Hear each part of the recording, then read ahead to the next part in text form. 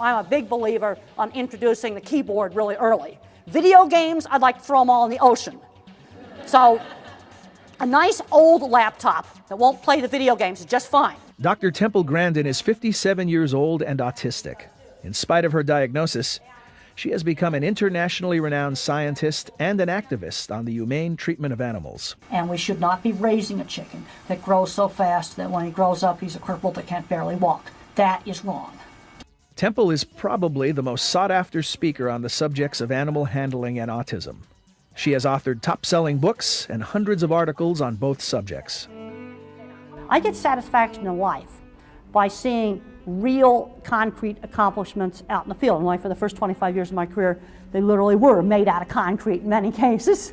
Her unique personality has won her public acclaim and has pushed her into the spotlight on the subject of autism. I think Temple Gradind is one of the most, if not the most recognized person with autism in the entire world. Everyone pretty much knows Temple's name, Temple's work that she's done to change things.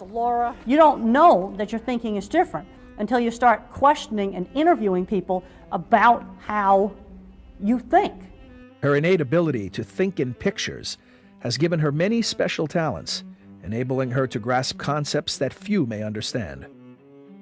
I can run my mind like one of these virtual reality computer systems. I can draw a drawing for a piece of equipment and then run it in my mind. When I design things, I can take the pictures I make in my mind and I can make them into 3D motion video. I, as a mother of a child with autism, read Temple Grandind's book, Thinking in Pictures, very early on. To me, it gave me a lot of inspiration. Temple was first diagnosed in 1950, an era when the medical community knew very little about autism. Now, my father didn't think I was going to, do it, make it be anything, and said I ought to be put in the institution. Grandin's mother recognized Temple's needs and possessed an intuitive sense of her daughter's potential.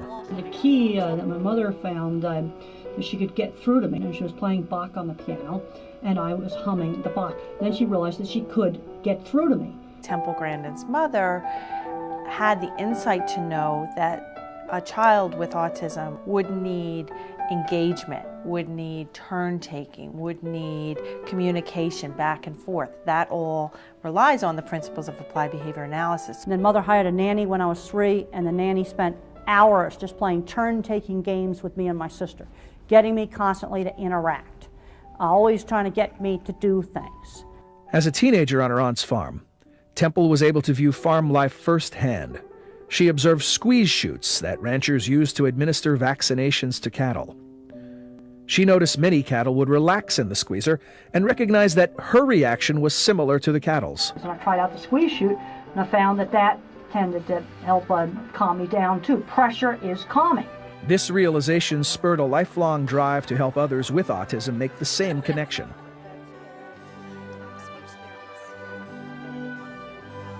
It is so important to get as much early and intensive therapy as possible.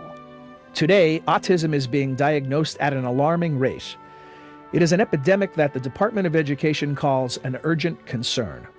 Currently, there is no known cause of autism, and the broad spectrum of disorders is baffling. The thing is, autism disorder is a spectrum, going from very severely remaining nonverbal all the way up to genius scientists. It's a spectrum from normal to abnormal. Temple's experiences with autism have unlocked doors and given hope to the growing number of parents, families, and individuals affected by the disorder. Well, I think the most important thing that I learned today is to develop strengths and to learn how people think, and that all people, even if they seem unreachable, are reachable in some way. Temple also stresses the importance of balancing her autism with her dedication to her career. Autism will take over if I let it, but I'm not going to let that happen. I shouldn't be a professional autistic. I want to keep being a livestock person. And there's certain kinds of things that I can actually do better. And there's certain things I can think very clearly on, and I like that.